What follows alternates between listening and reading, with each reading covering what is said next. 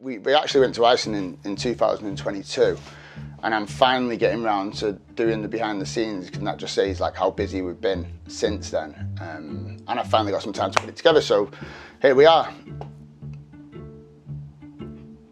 That's good. You still haven't said the thing that I said to say. What was that? Like, do you forget the minute I say? Yeah, what did I say? Right. Wildlife filmmaking. Yeah. Weddings, coming back. Okay. I decided to combine the two. All right. And this is where Iceland was born. So the behind the scenes is something I've been planning to do for a while and just haven't got round to until nearly 3 years later, almost. The behind the scenes has been a long time coming. So during lockdown, the wedding industry was shut down, and to be honest, I was a little bit bored. Because I had a little bit more time, I wanted to get some films into film festivals just to see how I'd do. So I dipped my toes in some films that weren't necessarily wedding related, just testing out different types of storytelling. I made a lot of films just messing about with the kids when we wasn't allowed to leave the house. Inspired by Captain Tom, me and my son Dexter embarked on an ambition to climb 10 mountains that equalled the height of Mount Everest. I went to Scotland with my dog and we did West Highland Way, and I made a film on that did really well at film festivals. I also put a shout out into a local fell running group just to see if anyone had any extraordinary stories that I could make a film of. And a lady called Angela got in touch. She was doing a big challenge up in the Lake District. Yeah, I learned a lot on that one. I also made a film about one of my good friends, Chelsea Shoesmith, who had a really extraordinary story about coming back from grief. The whole thing was very inspiring. There was a big mix of films that I dipped my toes in. And on his nice warm bed with a big bond of affection.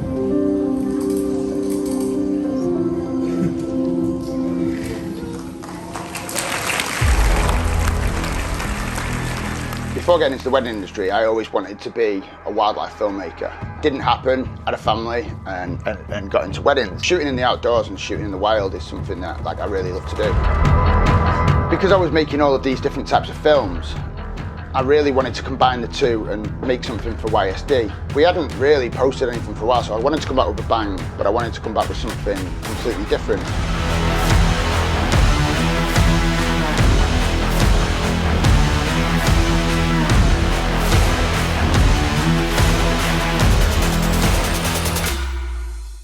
So I came up with the idea of doing kind of a styled shoot. We don't really have a marketing budget. Well, we have a marketing budget, right? I don't know. Do we have a marketing budget? Have we got a marketing budget? Right, so... We don't have any form of budget. We haven't got a budget.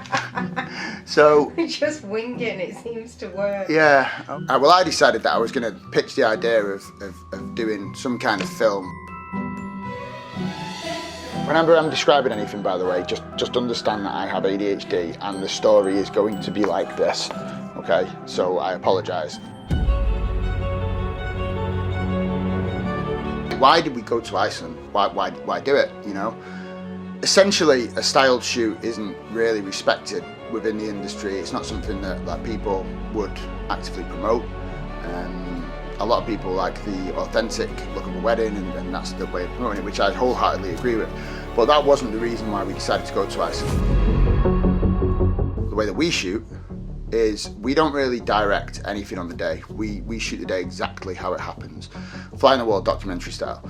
And we don't really direct we don't direct a bride and groom or anything like that. But there are times when you might need that. You know, you might have a bride and groom that aren't as natural, and you need to bring that sort of directional style into it. It doesn't really explain why Iceland itself is beautiful, like the locations are amazing, and it's something that we could have really, I wanted to go to Iceland, basically. The other thing was the experience of running a team, because we do quite a lot of corporate work as well as wedding. We need the experience of running a team and managing the expectations and handling so many different personalities with the common goal of creating a film.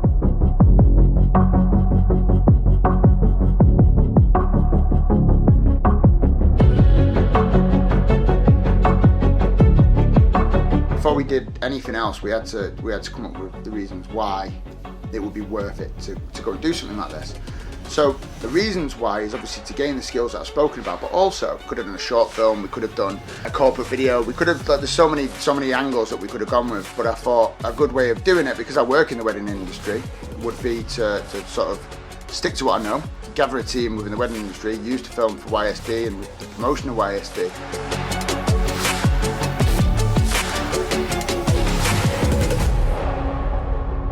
And Iceland is, we could have done it in Scotland, we could have done it anywhere, but I just wanted to go to Iceland, you know. I wanted to go and make something over there. The scenery is epic, it's volcanic, ancient. Like, when you think of Iceland, you think Vikings, you think Black Sands Beach, waterfalls. I've been there before a couple of times, and the scenery was, yeah, special. But also, what I really wanted to do was to make this behind the scenes film with the intention of going and doing some workshops in the future, somewhere in the world, based on elopements, based on directing, based on working in challenging environments. Like, they're all things that, off the back of the shoot, I wanted to achieve. There was a lot of things to consider. First of all, it was going to be expensive. But even before that, I looked at Iceland and I was already imagining the kind of places where we could go, the shots that we could do, what we could get the bride and groom to do. And the ideas just ran away. Instantly, I was like, I need to go to this place. I had to, obviously, with being a small business, we can't just blow the entire marketing budget on a trip. It had to be feasible. We had to make it work. We had to see whether it was viable for the business. Iceland was going to be expensive already, so we had to work out the travel day, the recce day, to decide how many shoot days we were going to have, and also compensate for how much time everyone was going to have to give up to come and do this. The plan was exciting. We've not done anything like this before, and to plan the backgrounds that we wanted to shoot, the locations that we wanted to go to, with the dresses that we wanted to use and the models, we had no idea what the dresses were going to look like at this point. We had no idea what the models were going to look like. We had an idea, and it was talking through them ideas to try and come up with a vision of what we wanted. We wanted like a really earthy look. We wanted a natural look. We wanted like beautiful backgrounds, waterfalls. We wanted rivers, we wanted mountains, we wanted snow-capped mountains, we wanted like rough seas, rain. Like, I wanted it to be dramatic. So then we had to consider the shoot days, the travel days, where were the people coming from, the flight times, getting into Reykjavik. Then wherever we was going to stay, we had to be within a certain amount of time of the locations that we had to go to. We had to manage the time. So that was another consideration that we had to make.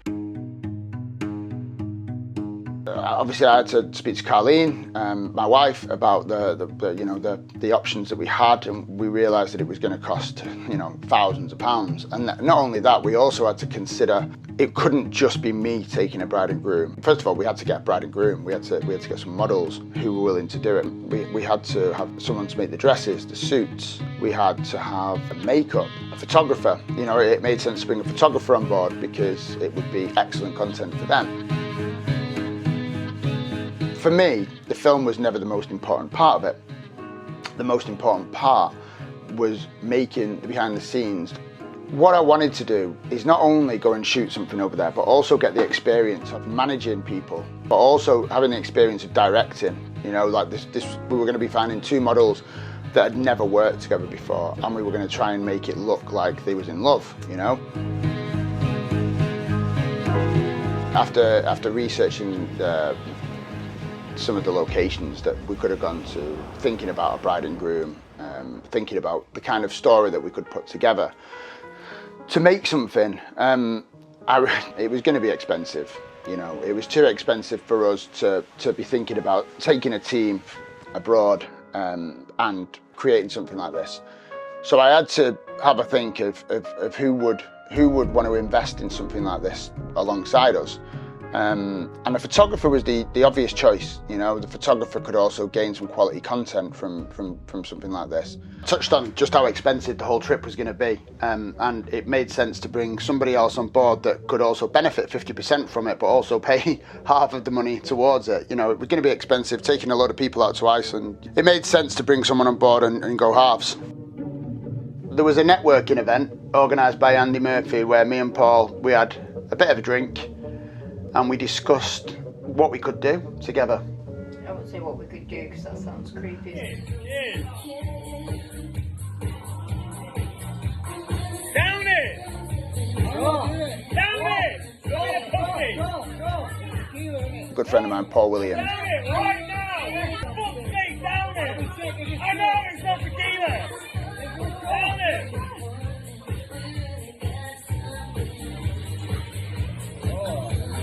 I rang Paul, told him what my idea was, what we were going to be doing, the locations, how we would have full control, how it would be directing. To be honest, around that time, just after COVID, we were all a bit bored. We were all a bit like dying to get back to work and make something. So if I ask now, the answer might be different. If I asked any of these people now, it might be different because we're busy again. Around that time, we wasn't. It was a weird time because we were all so quiet and we hadn't made anything in ages.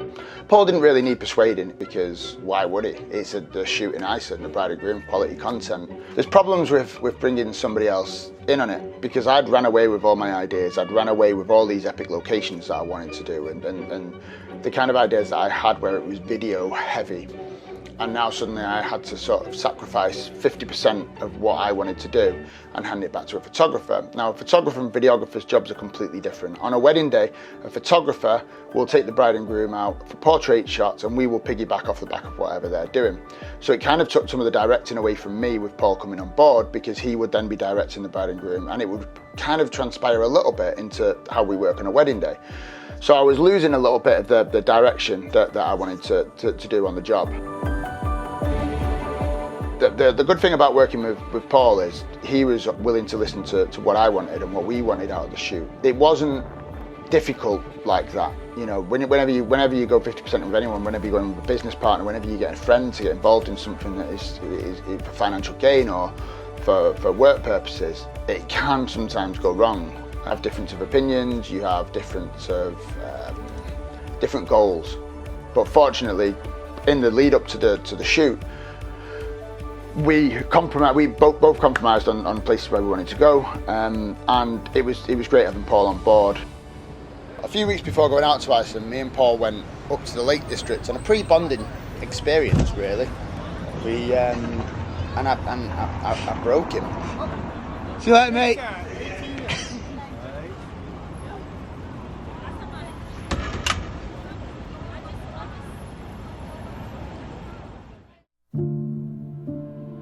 We needed a thread because it wasn't going to be an authentic wedding. I needed a thread, something that was going to tie the video together, something that would go from the start to the finish. Me and Carleen, we spoke for weeks about what we could do because we wasn't going to have an authentic ceremony and we didn't want to just do it to any old audio. That's where the idea of a poem came in. We'd done a poem for Rufio's West Highland Way Adventure that did really well at film festivals. And we had a poem wrote specifically for that. Carleen had an idea of writing a poem and calling it She Reminds Me of Iceland. And that's where the name of the film comes from. So Carleen found 3 different poems and selected things that she liked from each part of them and have adapted it to work for the film. I wanted to use someone in Iceland to do the voiceover, or someone Icelandic.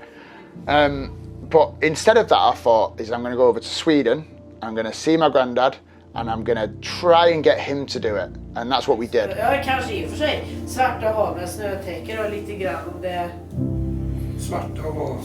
We had to adapt some of the wording because the translation from English to Swedish didn't really work. Snötäckta svarta hav. We did it in English and Swedish because I really wanted to use the audio and play with it and mix it together. Land betyder inte. In the end, we had this fantastic voiceover, even before we went out to Iceland. 3, 2, 1. Påminner mig om Island. Kall och vacker. Ja, ett fjärran land betyder inget för mig. Båda djup av eld som den mäktiga vulkanen. Mystiska kristallvatten och för evigt forsande vattenfall. Av dess dagsljus uppstår rosa skimmer och påminner mig om Island. See, I'd looked at loads of locations. There was so many places that I wanted to go, but Iceland's quite vast. So we had to think first and foremost about how feasible these places were. Iceland in May, Iceland at any month of the year, the weather is very, very unpredictable. And for me, I wanted dark, gloomy, rainy, windy weather. No, it's just straight down, is it not?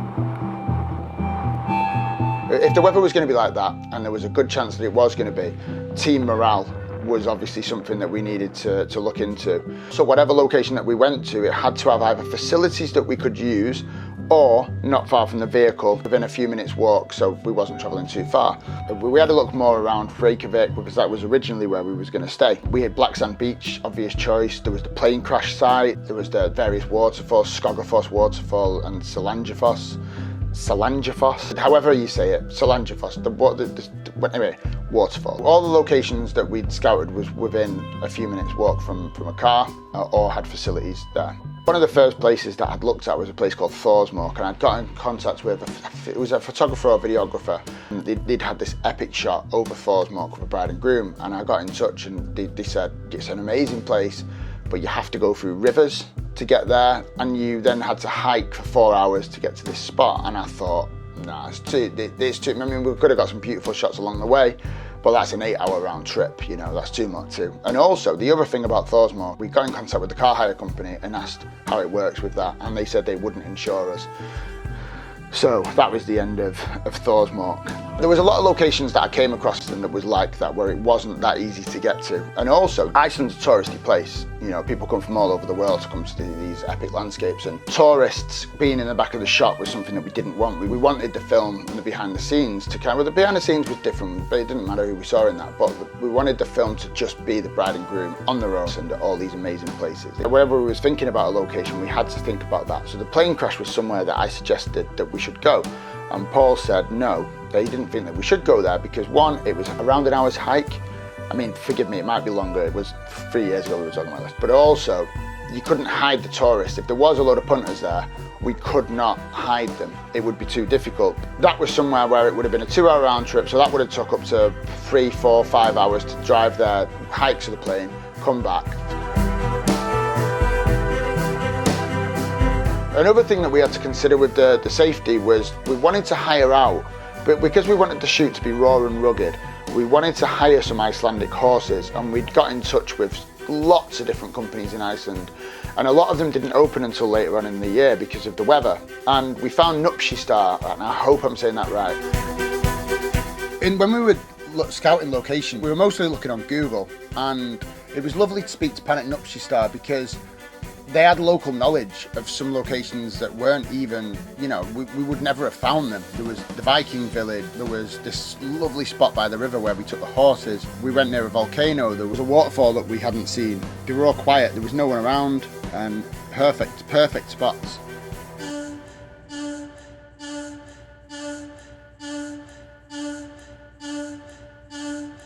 Black Sand Beach was somewhere that was epic because you've got the big waves coming in, the big, huge rock formations in the background, black sand. It's not black sand, it's black rock, so I don't know why it's Black Rock Beach really. Another thing to consider was like how much time we was going to have in Iceland in relation to what locations that we could go to. There was a couple of locations from Game of Thrones that we'd found as well, which was a complete other part of Iceland, which was north of Reykjavik, and we were going to go to the east of Reykjavik, on the south side of the island. So to go to all these places and then go to the Game of Thrones location, which was one of the locations I think from north of the wall, we were going to do the ceremony there, and it was just a little bit too far. Oh, there were all things that we had to consider when the location scouting, but also the amount of time that we were going to be in Iceland. We wasn't going to be there for long.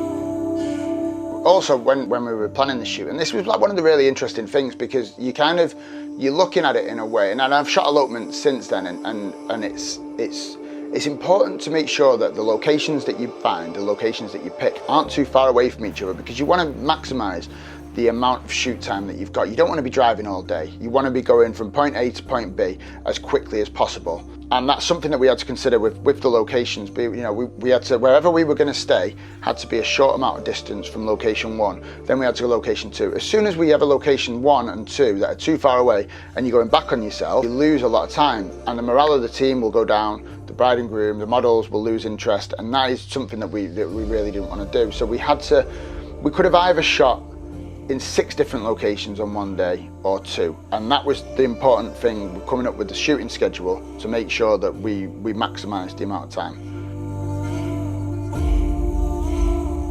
When we'd found like the main locations that we wanted to go to, we had to find somewhere in that area that was within an hour or 2 hours, and that's when we came up with the place where we stayed, which was absolutely stunning, by a river.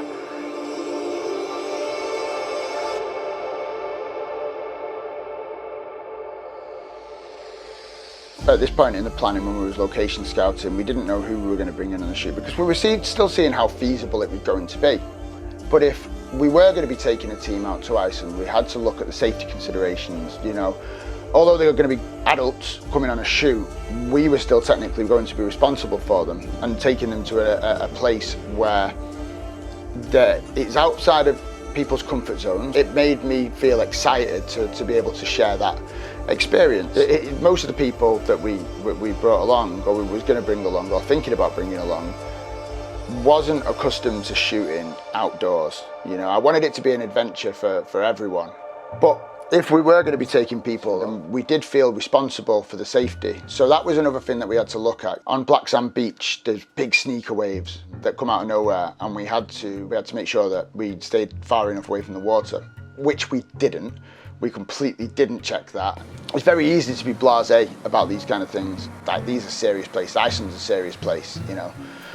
There's a lot of things that happened during the shoot that were dangerous. You know, there was dangers. Before the shoot, I kind of took that for granted a little bit. And looking back, there's a lot of things that I would change about the way that I approached the safety and all that kind of stuff. If it was going to be rainy, if it was going to be by the sea, it was going to be slippy, it was going to be wet. So we had to think about that. We had to think about the fact it's volcanic, you know, like in 2000 and whatever, was it 2006 or 2007, that volcano went off and shut everything down all over Europe. I had a holiday to Tenerife booked around then and it got bailed. I've still never been to Tenerife. But all of these things were stuff that we had to consider. Over the course of this behind the scenes, you're going to see some of the things that we had to contend with, which were quite fun, really, looking back.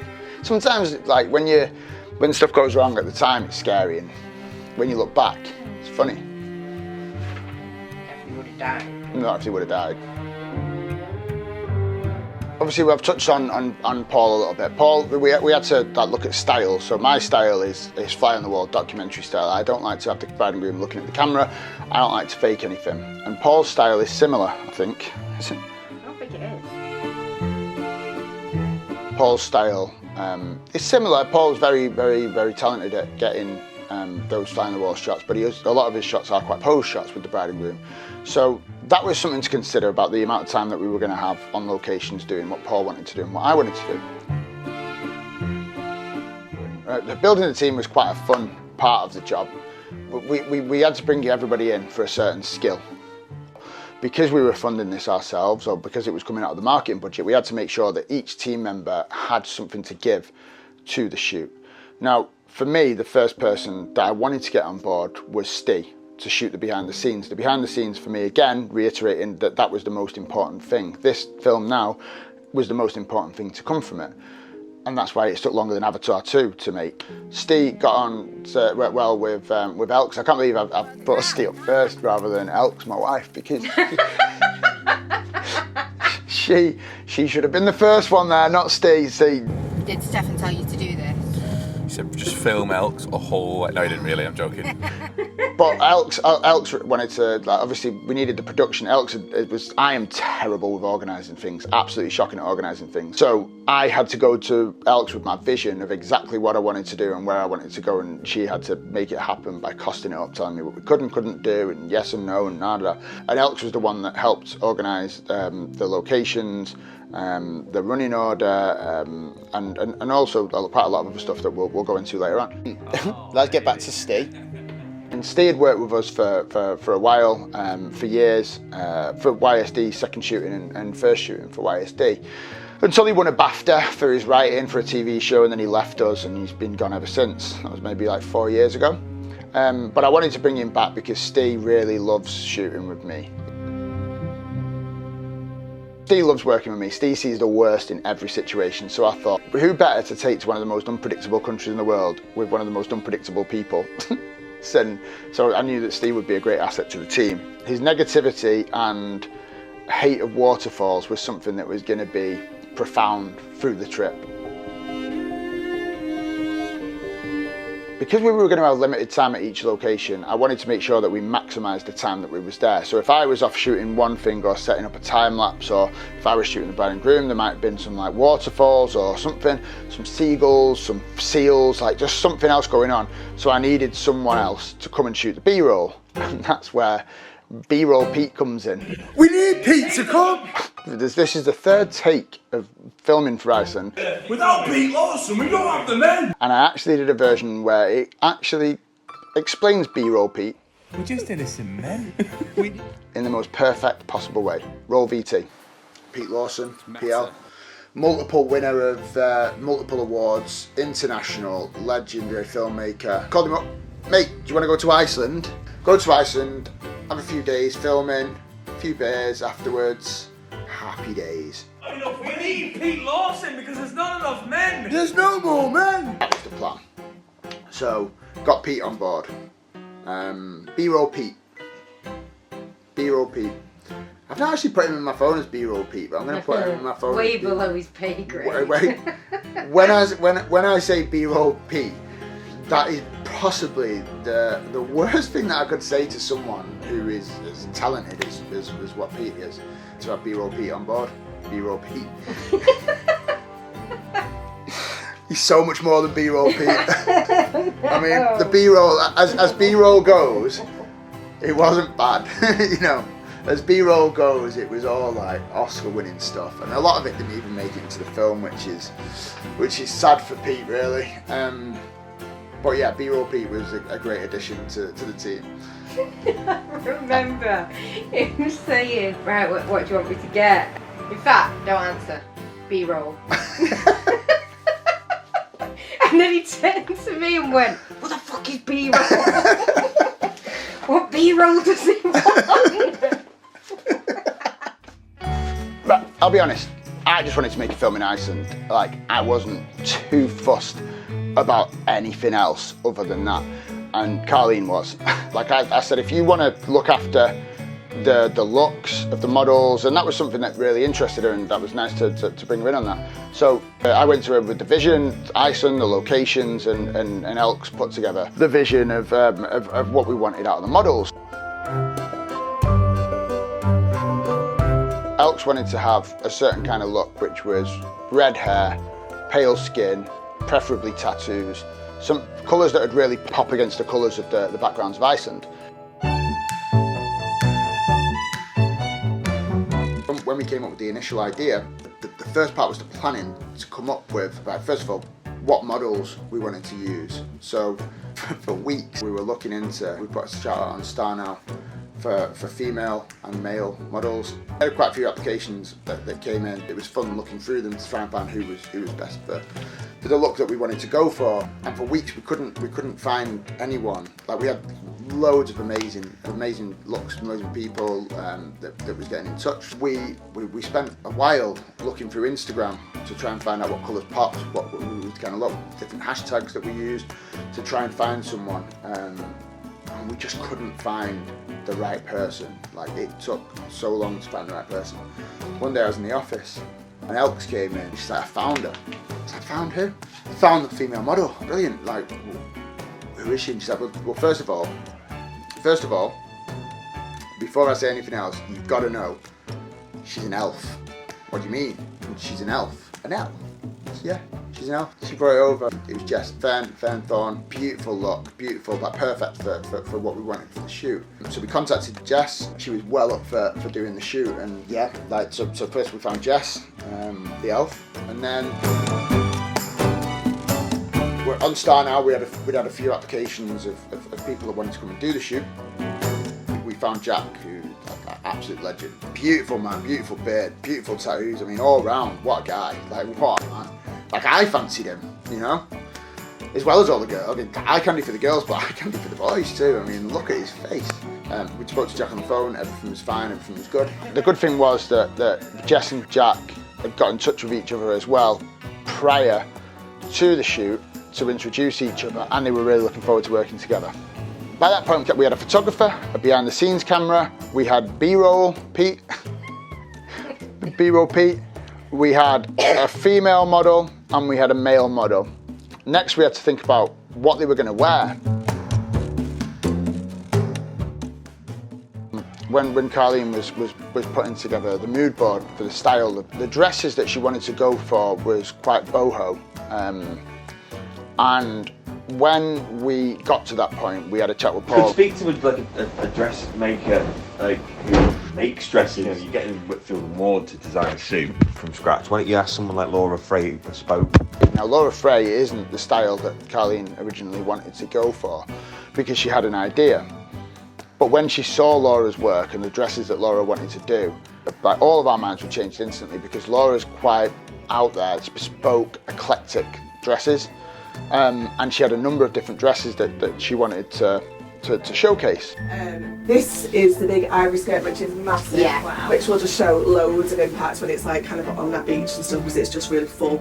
So when we asked her if she wanted to get on board, so excited to get involved, we arranged for Jess to come up to Manchester for a fit-in. Once I've fitted you in something, I'll know that, and then I can do the goals. I've never been to a bridal fitting before. Is this like what every one of them's like? This is amazing. Things we had to consider when looking for a dress was the fact that it was going to get trashed. Whatever dress that we was going to go with was going to get trashed. It did limit us a little bit when we were getting in touch with bridal shops to say, you know, we're going to take your absolutely beautiful dress, we're going to take it to Iceland, we're going to put it on a model, we're going to put the model on a horse, we're going to get her walking around Black Sand Beach, we're going to get her walking around all of this wet, boggy, Icelandic, volcanic ground. We're not obviously going to expect her to kind of be walking up and hiking places in dresses. It's just going to be... Laura's face kind of showed it all when we put some of the plans to her. You've got to do it with all the greens and colours. I don't know whether they're going to do a flower crown that's like that, because I've just sent them that picture. So then we've obviously got a sort of... Keep pointing at things like that. Keep pointing You're at putting things. under pressure now. I know. Now I feel there's no reason to point that. Just keep pointing at it while you're talking. So you can see No, the only thing I'm sort of conscious of with, because Lisa hasn't seen this yet, is if the makeup's quite heavy as well. Don't want you looking like Frida. Yeah. You know, where everything's like. Who's Frida? You know, you've not seen Frida, the woman who's she wears a big flower crown and she's got like the unibrow. No. You not seen her? No. Anyway, she looks amazing, but we don't want you looking. So we're not having, you don't have any unibrow, basically. Laura wanted to showcase quite a few dresses, which we were more than happy to do. There's a couple of problems for that with me. First of all, having some continuity in the fact that we were going to be taking these models out to all these different locations in Iceland, but Jack wouldn't be getting changed, but Jess would. Self-done, so Is it? I just get to stand it. I feel like we're going full Hunger Games there. You know what I mean? Yeah. I think that same shape that we know works. Yeah. It's nice. Yeah, because you were saying about the layering it up with the different pieces. We had a chat with Laura when we went over for the fitting, and we decided that it would be best for Laura to come out on the shoot for a number of reasons. There was nobody that would just be able to look after the dresses. There was no point in having all of these amazing dresses that Laura was providing if they was all just going to be scrunched up after coming on a plane. We wanted Laura there to make sure that we had the best look with the dresses that we could possibly get.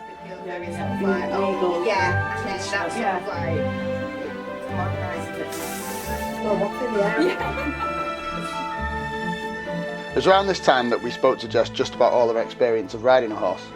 What are your initial thoughts about getting on a horse in that? Logistics. They are used to it. They are used to it because they've had a lot of photo shoots before. Actually going on a horse? Yeah. Are you joking? We've got four. For a I thought horse. you meant like going feeding like at a zoo or something. No, we've. I don't think Paul wants you sat on them for photos. I think he wants them kind of around you. Yeah. But you know, just for fun stuff, you might want. Yeah, that's as long as they're not galloping at full speed. For me, not No. Hopefully not, because I won't do my anxiety any good if I've got you up there and then like, yeah. I want to go though. I'm having a go on it. I'm definitely not. For this fruit as well, get off. I know, yeah, right. Don't get me. What do you mean? Don't get me. I'm of no importance here. You are. You're the organiser. Will it just autofocus? Do I have to press that button down to focus it? Just you zoom in and out there. What? Oh. Can't see though, it said sunny. It's my world. It's not focusing. It's not. It isn't focused. It's all out of focus. It just says spot focus. Autofocus. Right, is it exactly what I can see on the screen? Just come and look at it. I'd rather you show me, so just get out of the car and look. Right, well, we're going to have a domestic if you don't. Well, it's funny that everything's all set up for you there. So Please, will you just come and look? Just come and look. No, because then I'll know for next. It's not on autofocus, it's on M. It's on M. Yeah, which is manual. You said auto. Yes, autofocus. We needed something for Jack to wear. Now for me, there wasn't anybody else in the wedding industry that I would go to above Whitfield and Ward.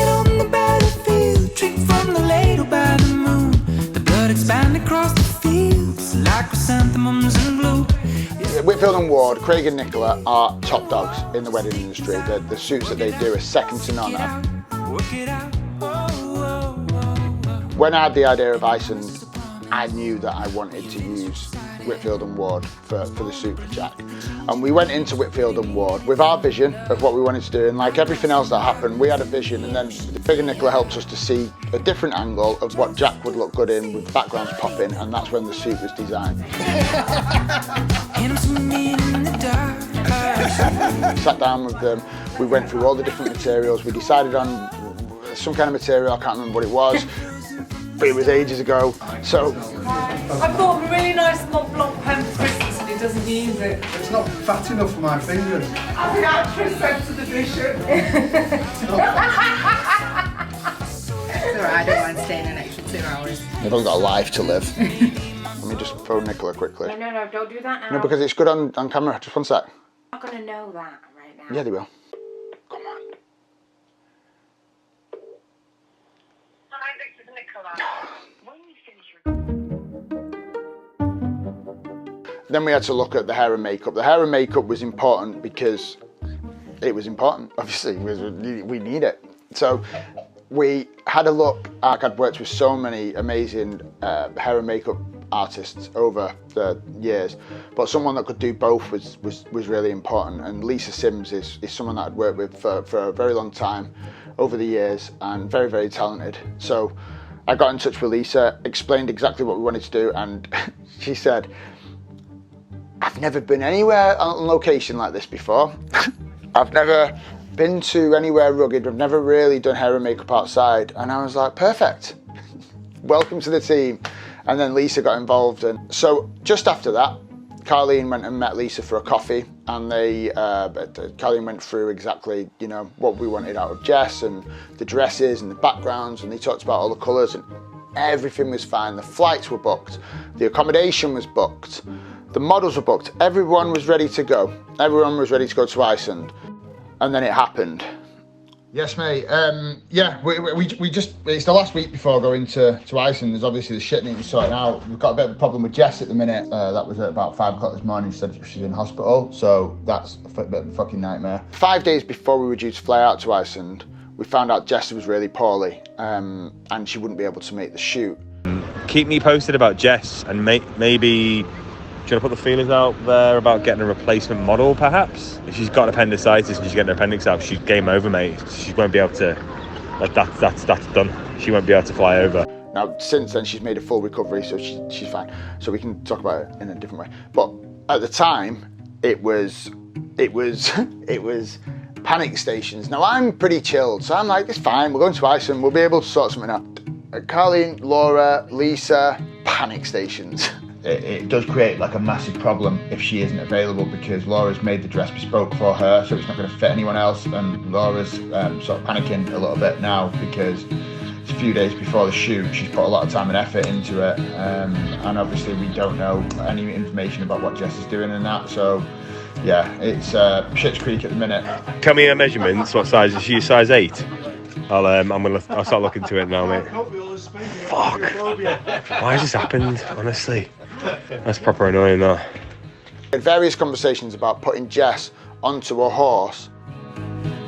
When we were speaking to Pan, we said about putting, the models on a horse, and they asked what experience that they had. Obviously, neither of them had much experience of riding a horse, not Jess or Jack. Are you used to horses, right? No, I've done it ages ago. The way you said it, I was like, oh, she's a pro, like, it's fine. Putting a bareback on a horse was obviously dangerous, and Nupsy Star was really pushing towards having a helmet on, which obviously takes away from the aesthetics of being in Iceland. Would we put her on the horse knowing that's potentially dangerous, or would we have her just leading the horse going forward? And that's something that we were going to decide when we got to Iceland.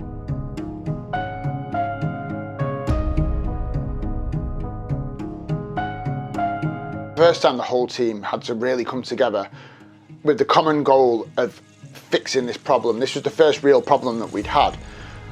We had quite a lot of options to go through, from Carleen panicking that we weren't going to go, that was pointless, the whole thing was a waste of time, and blah, blah, blah. And I was like, it's fine, don't worry about it. We've got 5 days before we go. She was like, it's 4 days because we're flying on that day. I was like, fine, we've got 4 days, we'll sort it out.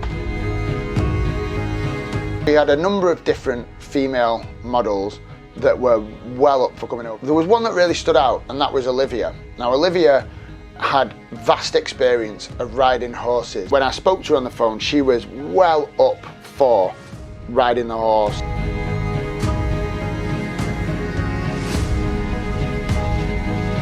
Laura had sized all of the dresses up to fit Jess.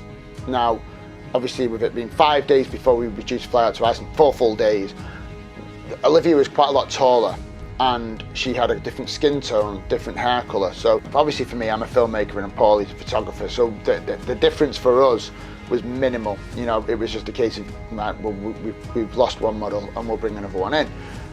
But that wasn't the same for everyone. Laura had already spent a very long time working on the dresses and the accessories and sizing them for Jess from the fitting. And with 4 days to go before we were due to fly out to Iceland, that was a hell of a lot of work for Laura to do. And up until, I think, midnight the night before, she was still resizing. We even got to Iceland and she was still resizing them. For Laura, it was a hell of a lot of work. But also, not just for Laura, for also Lisa as well, because these are, considerations that as a videographer I would never, ever have known. Lisa had to change the palette of the makeup that she was bringing out, but also she had to contend with, Olivia had different hair than what Jess had. She had extensions, so there was so much that went into the change that I didn't necessarily have to get involved with, but I appreciate that the team went out of the way to go above and beyond to make the shoot still happen. And that's something I'd say about leading the team or building the team. This is things that I wouldn't necessarily see on a wedding day, but how much more I appreciate the work that goes into not just the shoot that we did in Iceland, but that all of these people do, you know, to make a wedding happen. For me, it was humbling for me, for these people who I'd had a vision and I'd asked them to get involved. The night before, just contacting everyone, the excitement that everyone had for flying out to Iceland and making something, you know. To work on this vision that I'd had, that had come from a crazy idea during lockdown, to then suddenly the next day we were flying out to Iceland and the excitement was building. The other bits that we need to talk about is just so we're on the same page with everything when we're over there, because I don't want to be talking about like any admin stuff that went in front of other people. I'd rather just have that boxed off between me and you. Like, I'd rather one of us just get the shopping, like we can get all the shopping and all the stuff, and then we just split it afterwards. I think that just keeps it, that just makes it simple, nice and easy, split straight down the middle. But that's the kind of stuff like that I don't want to talk about in front of the team when everyone's over there. So all being well, we should be going out, and I'll keep you updated with whatever we hear back from Jess. Fucking nightmare, but yeah, alright, catch you in a bit, bye. I've got a Monzo card, mate, and I'll put like 500 quid or a grand or whatever on the Monzo card, and that can just be like, I'll just give you the pin for that, and we can just use that as that's the card we use. When everybody came together at the airport, that was a great feeling, because all of the planning, the preparation, the ideas, the concepts, just everything that went into planning it had finally come together, and we were all at the airport and we were all ready to fly out to Iceland to go and make something epic.